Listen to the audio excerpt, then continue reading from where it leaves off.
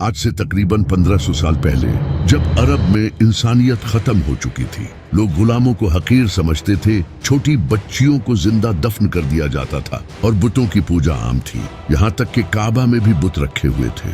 उस वक्त यहूदियों को पता था कि बहुत जल्द एक नबी आने वाला है जो कि इस पूरी दुनिया में इंसाफ कायम करेगा, क्योंकि बाइबल में ये लिखा था कि अहमद नाम का एक नबी इस दुनिया में आएगा, जो कि आज भी बाइबल में लिखा है। यहूदी उस वक्त नबी पाक सल्लल्लाहु अलैहि वसल्लम का इस तरह से इंतजार करते थे जिस तरह आज हम इमाम मेहदी का इंतजार करते हैं। आखिरकार 570 ईस्वी को नबी पाक सल्लल्लाहु अलैहि वसल्लम पैदा हुए और इसी दिन काबा में रखे सारे बुत खुद से टूटने लगे और पारसियों के मंदिर में लगी आग, जो कि हजारों सालों से जल रही थी, जिसे एक बार भी बुझने नहीं दिया गया, वो भी अचानक से बुझ गई। और इसी तरह बहुत से मुजज़े हुए, क्योंकि ये कुफ्र के जवाल का ऐलान था। नबी पाक सल्लल्लाहु अलैहि वसल्लम बचपन से ही बहुत सच्चे और ईमानदार इंसान थे।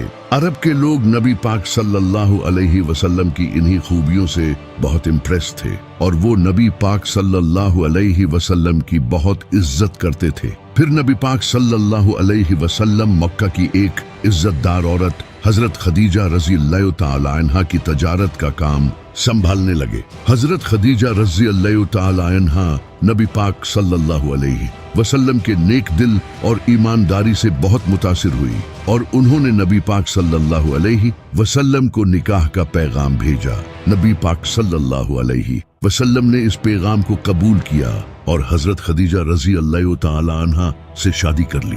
इसके बाद नबी पाक सल्लल्लाहु अलैहि वसल्लम अपनी जिंदगी गुजारने लगे, लेकिन जैसे ही नबी पाक सल्लल्लाहु अलैहि वसल्लम 40 साल की उम्र में पहुंचे, आपका इस दुनिया से दिल उठने लगा और आप अक्सर शहर से दूर गार में इबादत करने जाते थे। फिर एक दिन नबी पाक सल्लल्लाहु अलैहि वसल्लम पर पहली वही नाजिल हुई। नबी पाक सल्लल्लाहु अलैहि वसल्लम की नबूवत पर सबसे पहले इमाम अली और हजरत खदीजा रज़ी अल्लाह तआला अन्हा ईमान लाए, लेकिन दूसरी तरफ वो लोग जो नबी पाक सल्लल्लाहु अलैहि वसल्लम की इज्जत किया करते थे, वो सब आपके दुश्मन बन गए और आपको मारने की धमकी तक देने लगे।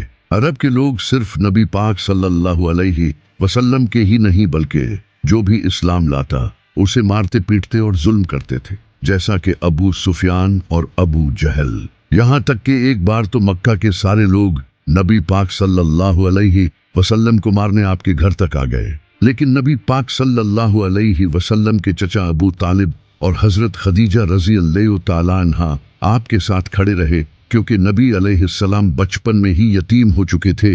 इसलिए आपके चचा अबू तालिब ने आपकी हिफाजत की। लेकिन फिर 619 ईस्वी में एक ही साल में नबी अलैहिस्सलाम के चचा अबू तालिब और हजरत खदीजा दोनों वफात पा गए और अब नबी पाक सल्लल्लाहु अलैहि वसल्लम फिर से अकेले पड़ गए।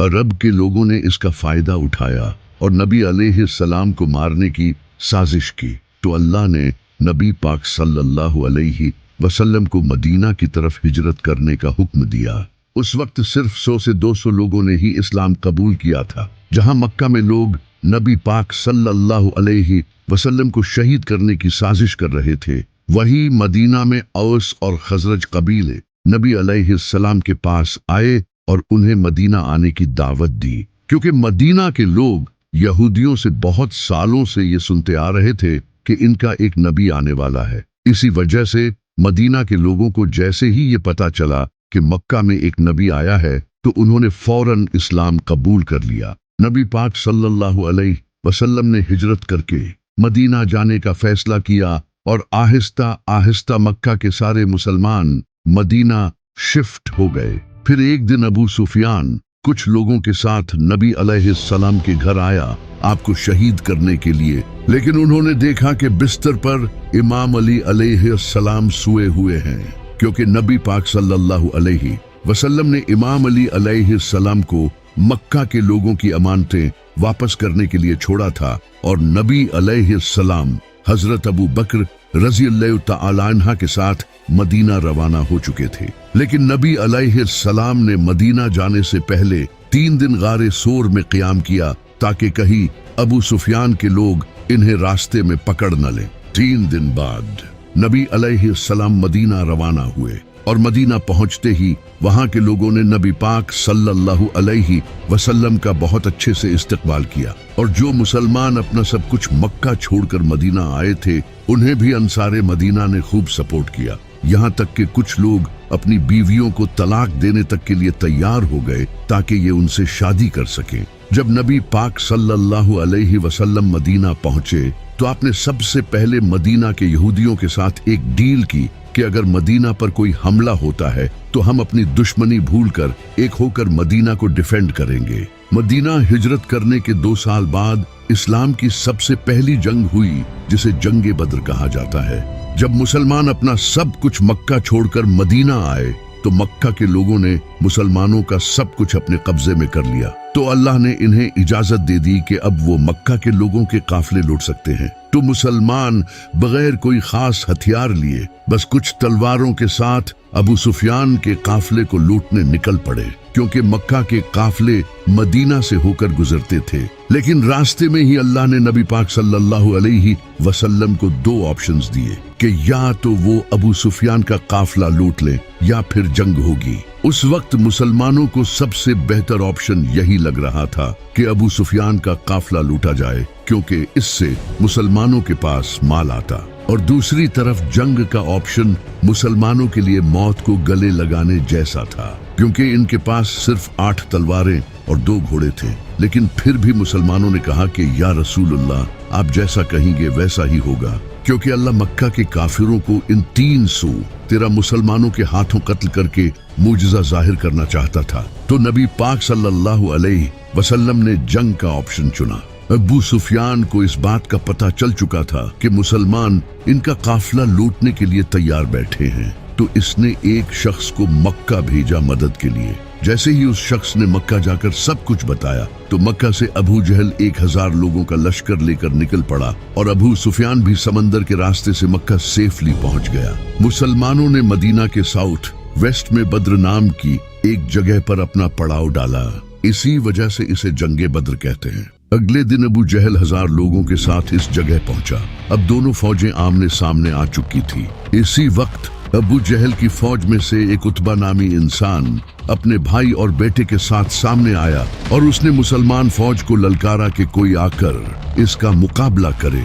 तो मुसलमानों की फौज से 3 लोग सामने आए, एक नबी पाक सल्लल्लाहु अलैहि वसल्लम के चचा हजरत हमजा, दूसरे हजरत उबैदा और तीसरे मेरे मौला अली, और इन तीनों ने उतबा को खत्म कर दिया। इसके बाद मुसलमानों और काफिरों के साथ जंग शुरू हुई। काफिरों को लगता था कि वो आराम से जीत जाएंगे, कहां 313 और कहां 1000, और वो भी घोड़ों और तलवारों के साथ। लेकिन अल्लाह ने इस जंग में मुसलमानों की मदद के लिए फरिश्ते भेजे और इन फरिश्तों ने मुसलमानों के साथ मिलकर जंग लड़ी और काफिरों की फौज को बुरी तरह से हराकर भगा दिया। और इसी जंग में मुसलमानों का सबसे बड़ा दुश्मन अबू जहल भी मारा गया। और ये जंग मुसलमानों की नहीं बल्कि इस्लाम की बहुत बड़ी जीत थी। और इसी तरह अल्लाह ने मुसलमानों की तलवारों से काफिरों को शिकस्त दी।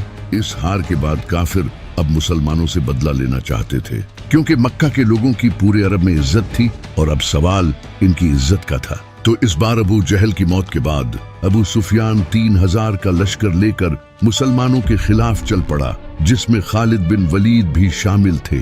नबी पाक सल्लल्लाहु अलैहि वसल्लम ये जंग मदीना में लड़ना चाहते थे, क्योंकि नबी अलैहिस्सलाम ने मदीना के यहूदियों के साथ डील की थी कि अगर मदीना पर हमला हुआ तो हम मिलकर मुकाबला करेंगे, इससे मुसलमानों को एडवांटेज मिलता।